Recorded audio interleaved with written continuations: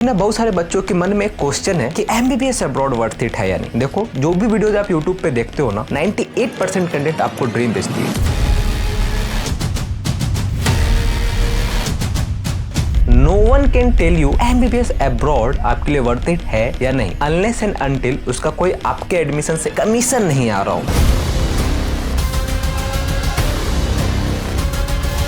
According to NBE official data 24-25 के FMG का जो पासिंग परसेंटेज था वो 25% था। इट मींस कि 100 में से मात्र 25 बच्चे ने एफएमजी क्लियर करा और वो डॉक्टर बने। And rather than that 75% students जिनका एफएमजी नहीं हुआ वो इंडिया में सिर्फ और सिर्फ 12 पास कहलाएंगे, यहाँ तक कि ग्रेजुएट भी नहीं कहलाएंगे।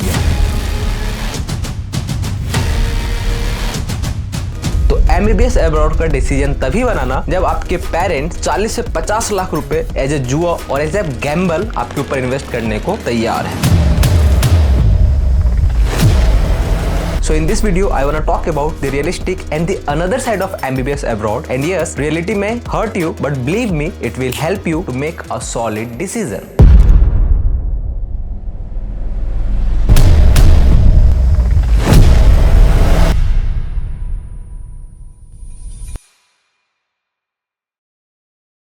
देखो, आपको ऐसा लग रहा होगा कि मैं इस वीडियो में कुछ एक्सेप्शनल केस के बारे में बात करूंगा जिसने एमबीबीएस अब्रॉड करने के बाद नीट पीजी, यूएस मिली, प्लेव या फिर निकाल लिया हो। और मैं आपको भी ये बोलूंगा, देखो अगर वो कर सकते हैं तो आप भी कर सकते हो। ऐसे ही कुछ बोल के आपको मैं एक सपनों की दुनिया में ले जाऊं एंड एक आपको फेक मोटिवेट कर दूं कि आप भी एमबीबीएस अब्रॉड चूज कर लो और रशिया आ जाओ या फिर किसी भी XYZ कंट्री में आ जाओ और मेरा इंसेंटिव बन जाए। तो देखो बाबू, आप आ गए हो गलत चैनल पे। मैं ऐसा कुछ नहीं करने वाला हूँ। But yes, one thing that I can say कि आफ्टर सीइंग फुल वीडियो आपके पास एक कॉन्क्रीट डिसीजन बनाने का तरीका रहेगा कि आपको एमबीबीएस अब्रॉड चूज करना चाहिए या फिर नहीं। In the very beginning of this video मैं आपको एक चीज बहुत अच्छे से क्रिस्टल क्लियर कर देना चाहता हूँ कि literally no one can tell you MBBS abroad आपके लिए वर्थ इट है या नहीं, अनलेस एंड अनटिल उसका कोई आपके एडमिशन से इंसेंटिव ना बन रहा हो, कुछ उसका कमीशन नहीं आ रहा हो। एंड एक चीज और मैं क्लियर कर देना चाहता हूं कि just by choosing MBBS abroad आप कभी भी डॉक्टर नहीं बनते हो इंडिया में, अनटिल एंड अनलेस कि आप एफएमजी या नेक्स्ट जो भी अपकमिंग लाइसेंसिंग एग्जाम है उसको क्लियर नहीं कर लेते हो। And one more thing that I want to add कि yes, MBBS abroad is not a scam, but अगर आप इसको अच्छे से सोच समझ के अच्छे से प्रोज एंड कॉन्स देख के डिसीजन नहीं बनाओगे, it will be gamble for you. So hello everyone, I am Roshan, a final year medical student and you are watching unfiltered MBBS abroad by Roshan. जैसे ही नीट यूजी का पोर्टल ओपन होता है, aspirants के बीच में जो पैनिकनेस है वो स्काई हाई पे चली जाती है। खास करके वैसे स्टूडेंट जिनका 2-3 ड्रॉप हो चुका है और उनके अपने कोचिंग के एग्जाम्स में उतने अच्छे मार्क्स नहीं आ रहे हैं जिससे कि वे जीएमसी में अपना एडमिशन को ड्रीम आउट कर सके, तो वो देखना चालू करते हैं alternative options. And here the MBBS abroad come in the scene. As they start searching MBBS abroad on YouTube, उनके फीड में आना चालू हो जाता है एक तो पर्टिकुलरली लाइफ जो कि भैया दीदी कंटिन्यूअसली कर रहे होते हैं, दूसरा एक रोजी ड्रीम जिसमें स्नोफॉल हो रही होती है, क्लासेस लग रही होती है, मस्तियां चल रही होती है, ब्लॉग्स बन रहे होते हैं।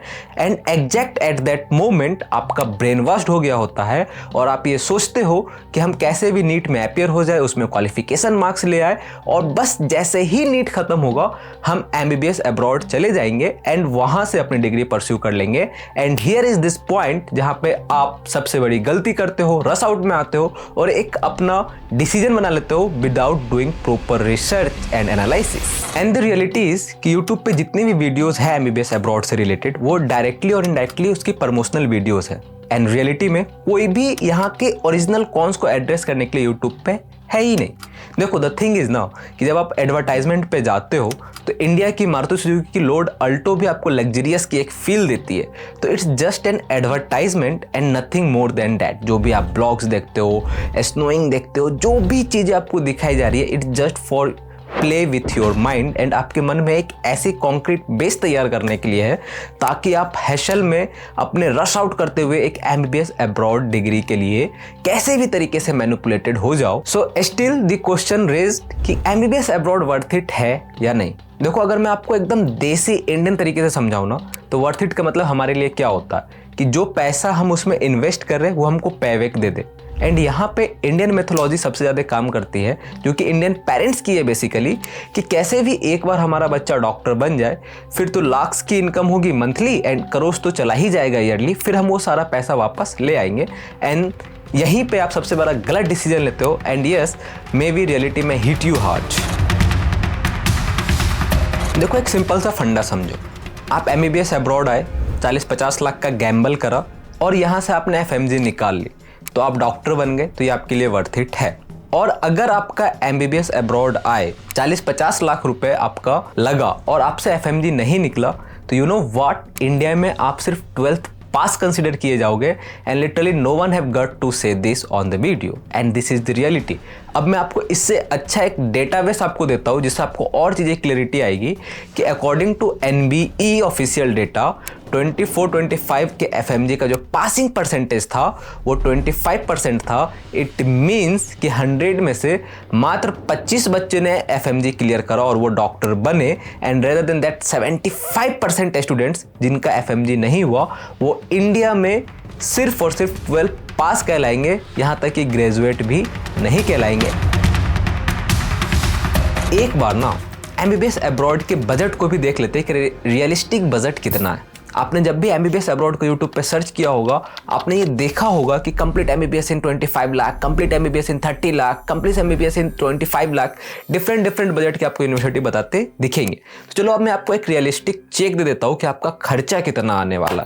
अगर आप रशिया की सबसे सस्ती यूनिवर्सिटी जो कि अभी एकदम न्यूली रशिया में लॉन्च हुई है इंडिया के लिए, जहाँ पे वो फर्स्ट बैच जाएगा, तो भी अगर हम मान लेते हैं तो 2.5 से 3 लाख पकड़ के चलते हैं हमारे इक्वेशंस इजी बनाने के लिए। तो ट्यूशन फी की कॉस्ट 3 लाख के हिसाब से 6 साल के लिए कितनी हो गई आपका 18 लाख। और फर्स्ट ईयर में जो कंसल्टेंसी आपसे चार्ज करने वाली है वो नियर अबाउट 3 लाख होती है, जिसमें आप OTC और एडमिनिस्ट्रेटिव चार्ज जोड़ लीजिए और उनका प्रोसेसिंग चार्ज और अलग अलग कमीशन जोड़ के, जो कि बेयरली 3 लाख तक चली जाती है, इवन प्लस भी जाती है, but let it be a minimum amount 3 lakh. अब उसके बाद दूसरी एक्सपेंस जो आती है वो फर्स्ट ईयर के लिए जो भी कंसल्टेंसी आप जाइएगा वो अपना मेस आपको कंपलसरी रखती है, which will cost you about $1200। इसको भी हम अगर INR में देखें तो मोटा मोटी 1 लाख और 1,10,000 रुपए होता है, बट चलो मिनिमम साइड 1 लाख रुपीज। उसके बाद जो आपका 6 साल का खर्चा आएगा, जिसमें आप 2 महीना इंडिया में रहोगे, तो हम इसको कंसिडर करेंगे 10 months for a year for 6 year and at least 10,000 for your personal expenses. इससे कम में मुझे नहीं लगता किसी का होने वाला। अगर कोई आपको कह रहा है तो भाई इट्स अ गैम्बल। तो चलो 10 into 6 करते हैं तो टोटल 60 मंथ्स एंड 10,000 into 60, तो it will cost you near about 6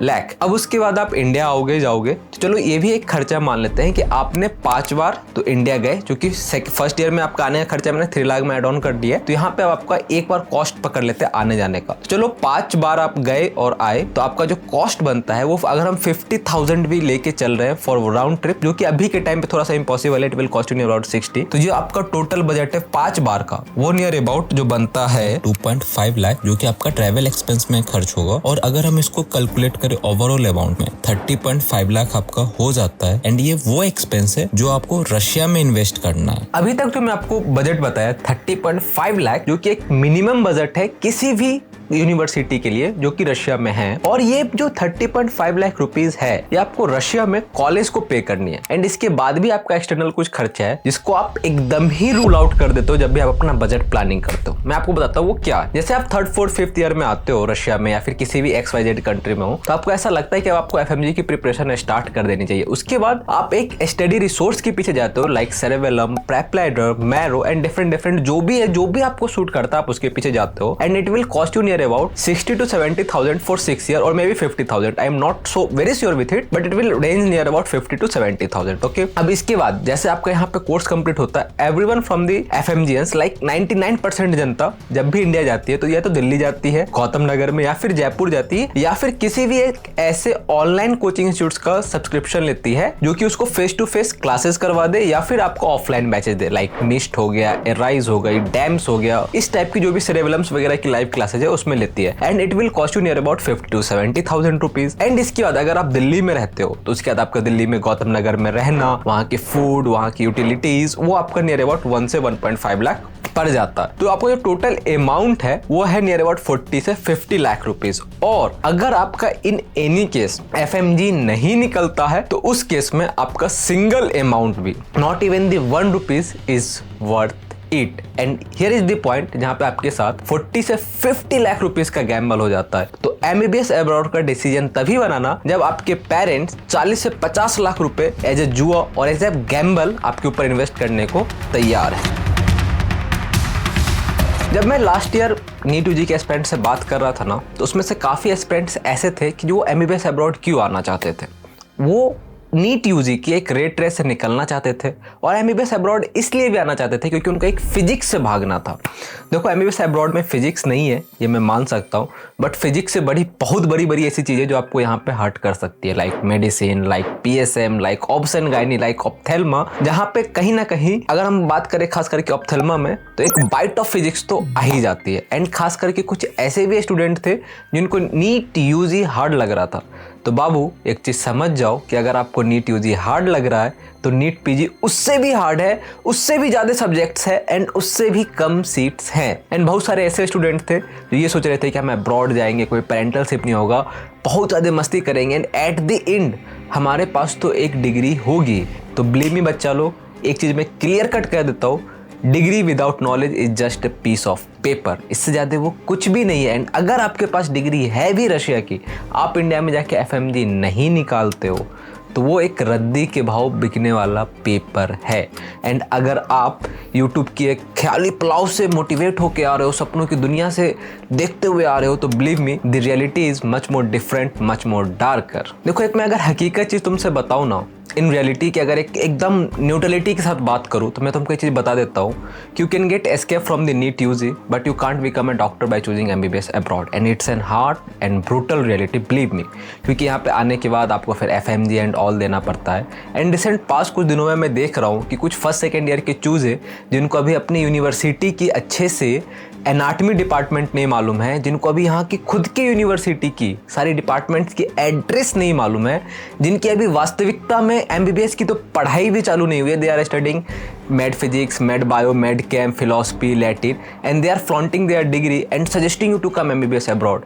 तो बेटा एक चीज़ समझ लो कि पहले तुम तो बड़े हो जाओ, तब दूसरे को ज्ञान देना अपने लाइफ में कि वो देखो वो नीट पीजी कर लिया उन्होंने, एमबीबीएस अब्रॉड से करने के बाद उन्होंने प्लैब निकाली, यूएस में निकाल लिया। भाई तुमने क्या कर लिया? तुम्हारी तो अभी डिग्री भी चालू नहीं है किडो यार, ग्रो अप ब्रो। अब बात करते हैं टाइम पीरियड की, क्योंकि मैंने बहुत सारे लोगों को ना एक चीज बोलते सुना है कि आपका नीट यूजी नहीं निकल रहा, आप ड्रॉप ले रहे हो, अपना टाइम वेस्ट कर रहे हो। तो इस पे भी मैंने सोचा कि आपको एक मोटा मोटी एक चीज बता दूं कि जब भी आप एमबीबीएस अब्रॉड चूज करोगे तो मिनिमम कब आप अपना अर्निंग हैंड बनोगे। देखो 6 साल की डिग्री, इसमें तो कोई भी आपको स्टाइपेंड वगैरह नहीं मिलने वाला है, तो 6 साल तक।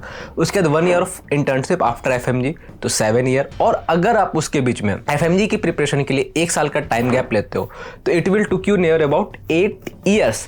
तो नियर अबाउट 6 से 8 ईयर्स का जो गैप है, आप उसमें अपना अर्निंग हैंड सेल्फ डिपेंडेंट बनते हो एंड इसके बाद जाके आपकी किसी भी तरीके की इनकम होती है। तो यहाँ पे एक मेरा पॉइंट है, मैं rather than listening to this choosers and जो भी आपको ये गाइड कर रहे हैं कि ड्रॉप लेना आपका ईयर वेस्ट है या फिर ऐसा कुछ है, उनसे पहले मैं एक चीज़ आपको समझा देना चाहता हूँ कि इंडियन जीएमसीज की रेपुटेशन न सिर्फ इंडिया में, वर्ल्ड वाइड काफ़ी अच्छे। इंडिया की सोसाइटी से ऊपर उठ के भी आप जब देखोगे, आप किसी को बोलते हो कि इंडिया के गवर्नमेंट मेडिकल कॉलेज से आप एमबीबीएस की हो, तो उसकी एक रेपुटेशन, उसके लिए एक प्रायोरिटीज अलग है। आप उस चीज़ को कभी भी एमबीबीएस अब्रॉड चूज करके नहीं फुलफिल कर सकते हो। तो please make your decision wisely rather than listening this choosers and so called भैया दीदी। वन मोर लास्ट पॉइंट जो मैं इसमें ऐड करना चाहता हूँ वो है क्लिनिकल एक्सपोजर से रिलेटेड, क्योंकि मैंने बहुत सारे भैया दीदी को ना शॉर्ट्स में ये बोलते देखा है और ये आपको दिखाते देखा है कि देखो मैं इस XYZ यूनिवर्सिटी के डिपार्टमेंट में था, इस डिपार्टमेंट में था, इस यूनिवर्सिटी में था, यहाँ पे इतनी भीड़ है। तो सोचो आपको क्लिनिकल एक्सपोजर कितना होगा। Brutal reality again, MBBS abroad में आपका जो क्लिनिकल एक्सपोजर है वो रियलिटी अंडा है, जीरो है।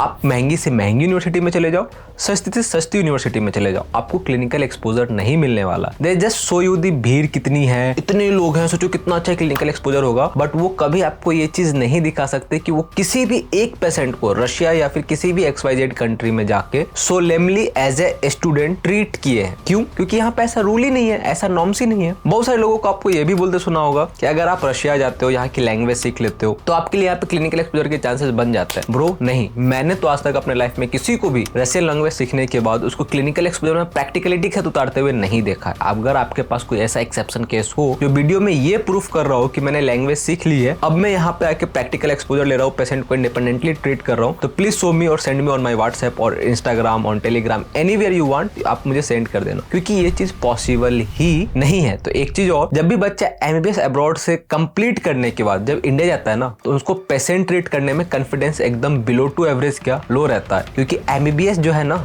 सिर्फ किताब से नहीं, रियल टाइम पेशेंट से सीखी जाती है। बिफोर एंडिंग दिस वीडियो, मैं एक चीज सभी एस्पिरेंट से कहना चाहूंगा जो भी ये वीडियो देख रहे हैं, एमबीबीएस अब्रॉड चूज करने से पहले अपने आप से कुछ क्वेश्चन पूछ लेना। Why did you fail the NEET? मेरे लिए मार्क्स मैटर नहीं करता, आपके कितने मार्क्स आ रहे हैं, इट डजंट मैटर, बट क्या एक मेजर रीजन था lack of continuity?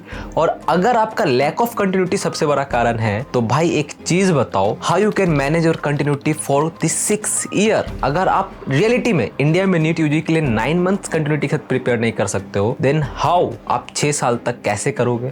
Are you emotionally prepared? क्योंकि यहाँ पे बहुत सारी चीजें आएगी, ना सिर्फ होम सिकनेस, इसके अलावे भी बहुत ज्यादा इमोशनल डिस्टेंशंस आते हैं, डिस्ट्रैक्ट्स आते हैं, आप उसके लिए प्रिपेयर हो। And most important thing, are you really want to be a doctor? If yes, then choose MBBS abroad. और सबसे इंपॉर्टेंट थिंग कि क्या आपके पेरेंट्स 40 से 50 लाख का गैम्बल करने के लिए रेडी है, और अगर है तो ही एमबीबीएस अब्रॉड आए।